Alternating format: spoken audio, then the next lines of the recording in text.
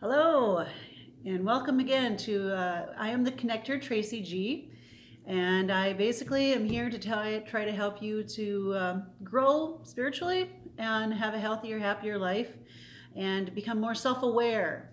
And when I say spiritually, I don't mean you have to be like a Catholic or Christian Catholic, Buddhist, Hindu. I don't care what religion you are. I just feel that being connected to your spirit or your soul is very important for you to be happy, because I don't think the ego will let you be happy. And that's your mind is basically your ego, then you got your body, and then your spirit. So if those three aren't working together, you're going to be having problems. So anyway, today I am going to be talking about what are you teaching your kids? Are you teaching your kids to live out of their ego, their pain body, or victim mentality? Or are you actually teaching them how to feel and live through their soul, their spirit? Now, if you don't have kids, I think you should watch this anyway, because you were a kid at some point, right? So, how did your parents raise you? Did they raise you with a victim mentality? Did they raise you to be the martyr? Did they teach you that the world revolved around you, and so you have a pretty big ego and you have a hard time letting go and letting other people be right? So we're going to talk about all those and in some different ways to kind of gently get your kids or yourself, remind you of what are you working out of right now? What are you living out of most of the time? What is your spouse living out of most of the time? And not to be like accusatory and being like, ha, you got a big ego. But no, just be like, honey, ego only worries about itself, and it cannot say it's sorry, and it's never wrong. So if you can't say, I'm sorry, your ego is in the way. Everybody should be able to say, I'm sorry. Oh, sorry about that. And then you have those other people that everything is their fault. That's a victim mentality. See, there's a balance here. Everything has to be in balance for you to have a happy life. So, what are some other things that the ego? So, your kids, they are born with a huge ego, okay? What is the first thing we teach a kid when they're little?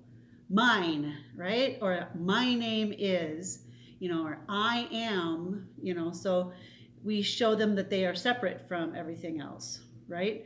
And then they start getting attached to toys. That's mine, mine, mine.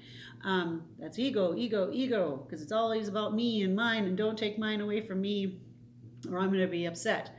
And the ego feels no empathy for anyone else. So if your child can push someone down and not feel bad about it and be like, okay, you got an ego-based child, okay? You need to teach them how to go back over, say you're sorry, help that person back up. And honestly, with my kids, I have three of my own. The number one thing that I think really helps those ego-based kids is to get at their level and just say, how would you feel if I did that to you? Or if they push somebody or whatever. I mean, not violently, but kind of show like an emotion, like emotion that you're going to do the same thing to them, so they see it from the other point of view. Because ego does not care about others; it is not empathetic. So it's a good way to teach empathy. And like I said, be gentle, be kind, but be bold, or be not forceful, but be sure-minded in what you're doing. That hey, that was wrong, and this is why it was wrong, and this is what you should do next time. Next time, just ask Billy for the ball. If he won't give it to you, ask him when he's going to be done with it, if he can give it to you. Things like that. Another thing, okay, so ego does not say it's sorry, and the ego thinks the world revolves around me.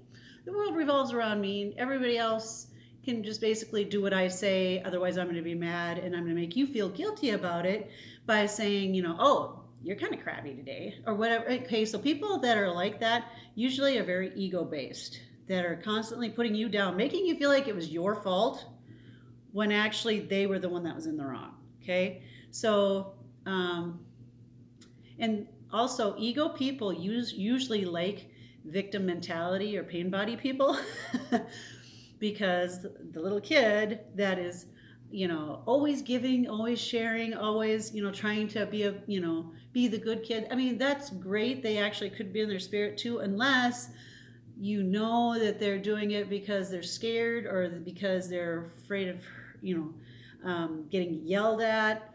Um, so yeah, the victim mentality thing is more or less, I'm going to do what you say because I have no rights to say no.